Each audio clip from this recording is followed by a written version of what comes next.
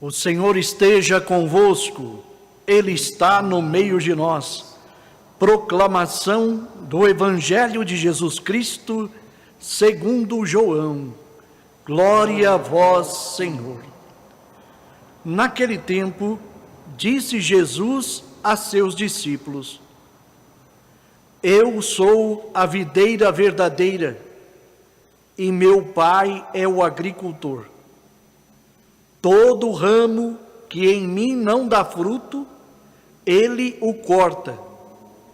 E todo ramo que dá fruto, ele o limpa para que dê mais fruto ainda.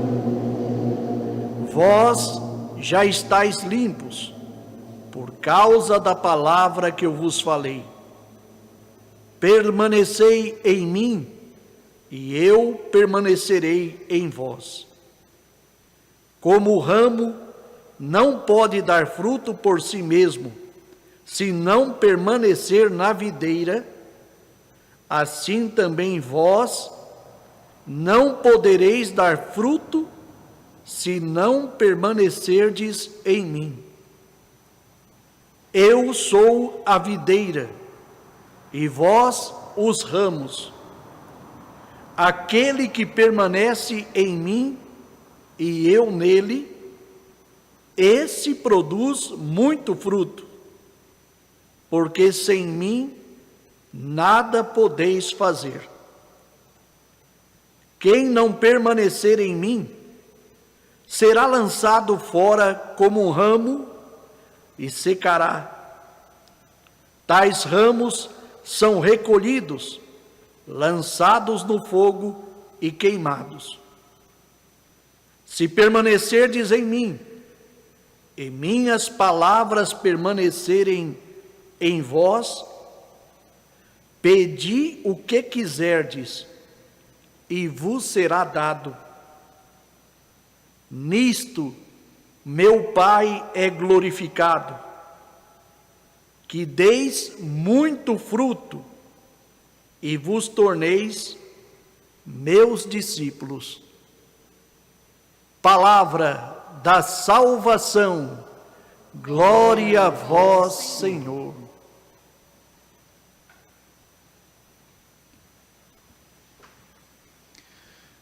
Queridos irmãos e irmãs, nós nos encontramos hoje para rezar Santa Rita.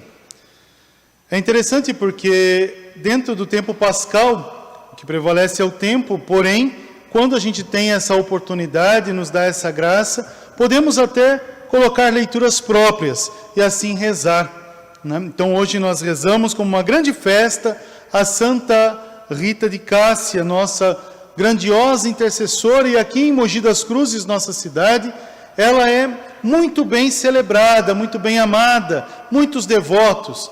Embora a gente também está em outra parte do mundo, já estamos alcançando outros países, que alegria poder dizer a você, irmão, a você, irmã, você também faz parte desta igreja, você faz parte desta comunidade. E hoje, celebrando Santa Rita, com certeza, a sua intercessão, a intercessão desta grande mulher, alcança o vosso lar, alcança a vossa casa.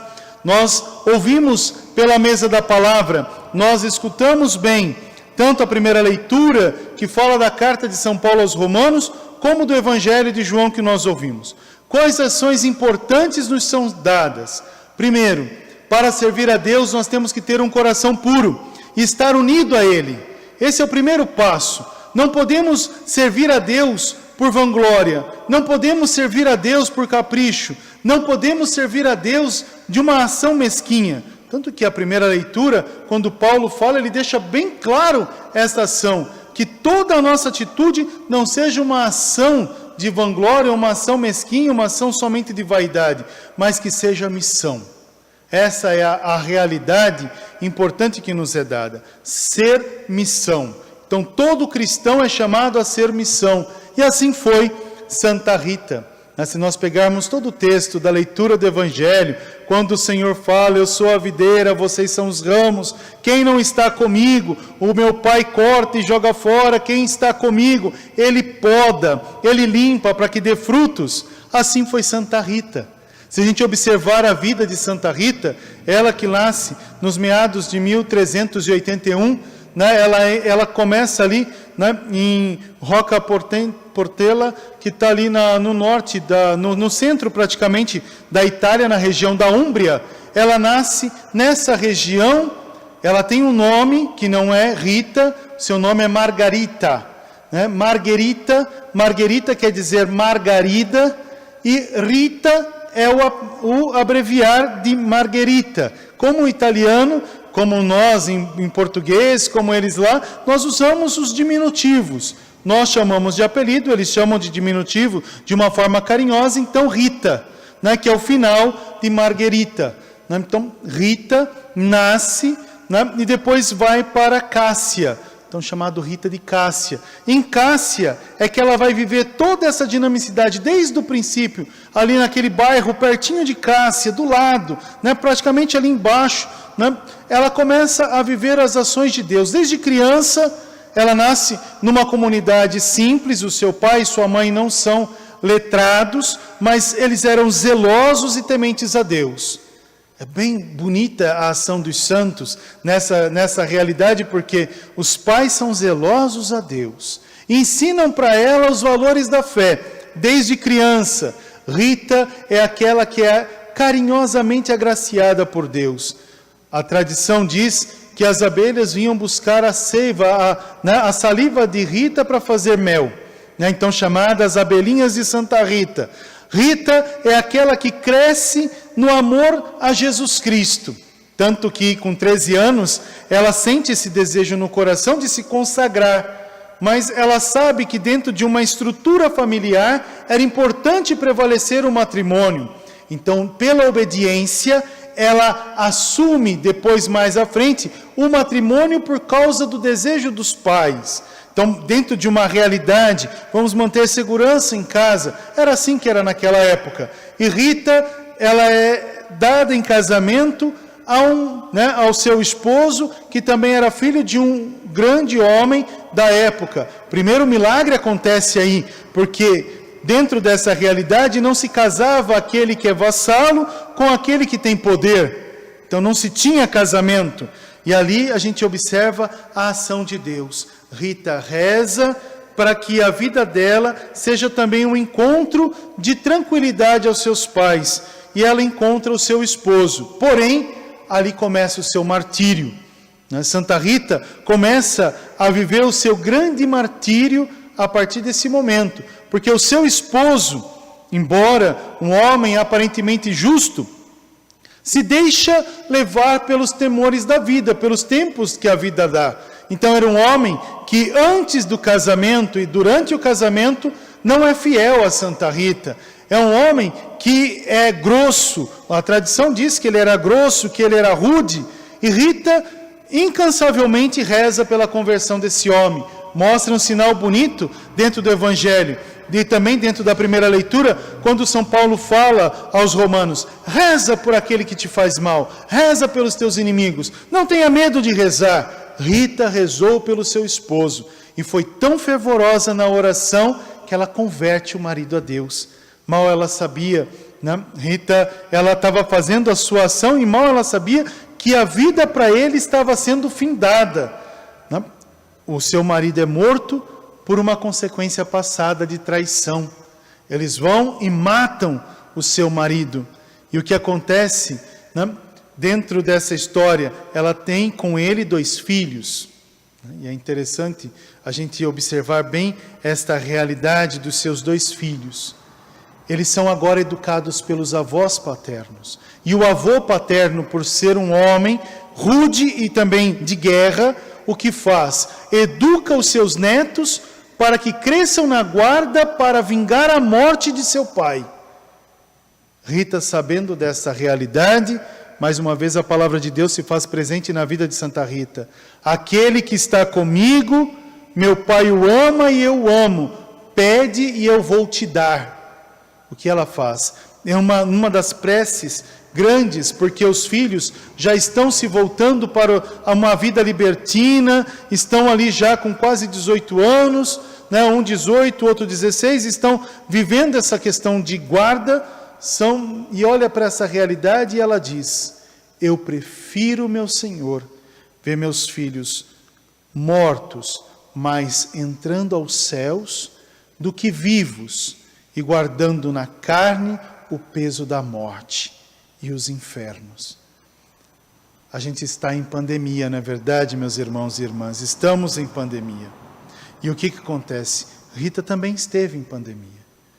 Dentro da Europa teve a peste negra, dentro desse meado de 300 a 400, porque ela vai morrer em 400, né? Então a gente começa a observar essa realidade ali colocada. Rita entra na realidade da peste negra. E os seus 2 filhos são acometidos pela peste 1 semana depois da sua oração e morrem. Talvez para uma pessoa, para uma mãe, entra o desespero. Ela entrou o desespero de ver os filhos morrendo e ela não poder fazer nada.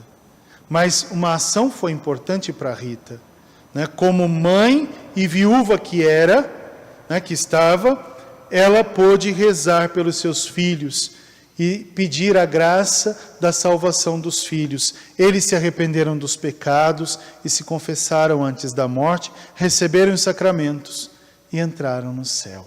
Olha que grandeza foi Santa Rita.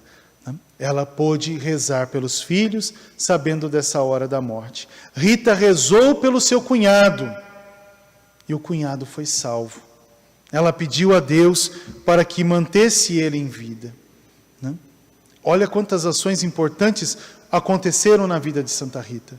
Depois que ela vê a morte do marido, se torna viúva, e agora sem os filhos, volta novamente a Rita o desejo de primeira infância, o desejo de ser monja agostiniana. Por isso que Santa Rita veste este hábito que nós podemos observar dentro da sua imagem. Só que ela não é bem aceita. Quando ela vai para as monjas agostinianas em Cássia, ela é rejeitada 3 vezes. Isso quer dizer, palavra de Deus, seja perseverante no Senhor. Mantenha a sua fé, coloque os seus dons a serviço. Rita sempre fez a caridade, Rita sempre visitou os pobres, Rita sempre se colocou em oração. Ela tinha os seus padroeiros de devoção. Olha que interessante, santo também reza, também tem padroeiro de devoção. Santa Rita tinha como padroeiros de devoção São João Batista, tinha São Nicola Tolentino, que é São Nicola de Bari, tinha também Santo Agostinho, esses 3 santos. E num dia, rezando e falando: meu Senhor, estou disponível ao teu serviço, batem à porta de sua casa. E quem aparece numa noite fria para Rita? Os 3 santos. Aparecem na porta de sua casa e dizem a ela: vamos para o mosteiro. E Rita sai de sua casa, abandona tudo, até dizem que a porta da casa ficou aberta. E ela vai até a porta do mosteiro. Mosteiro, naquela época, as portas todas trancadas, porque era de clausura, e ninguém entrava. Depois do 3º pedido, quando Rita se fez em oração e colocou, ela aparece acordada no pátio do mosteiro, próximo da capela. Quando a abadesa do mosteiro agostiniano vê Rita no meio do mosteiro, ela a acolhe para ser serviçal, não para ser vocacionada. E Rita, em todo momento, se coloca naquela realidade, sendo acolhida no mosteiro para ser serviçal, não hesita a alegria e continua vivendo. Para ela a vida não foi fácil não, meus irmãos e irmãs, porque não acaba por aqui, ainda não acabou. Rita vai sofrer mais um pouco. Rita, para ser admitida na ordem agostiniana monástica, é-lhe dada uma difícil missão. Primeiro falamos das abelhinhas de Santa Rita. Agora vem uma difícil missão. A madre entrega um galho de vinha seco, um ramo da parreira de uva seco, e fala para ela: toma, Rita, enterra esse galho e rega dia e noite. Quando ele brotar, você entrará na vida consagrada. Esse será o teu noviciado. Não sei vocês, meus irmãos e irmãs, será que teria paciência de regar um galho seco sem vida? Palavra de Deus. Todo ramo que está ligado a mim dá fruto. Rita era íntima de Nosso Senhor. E dia e noite na obediência regava aquela planta seca, morta.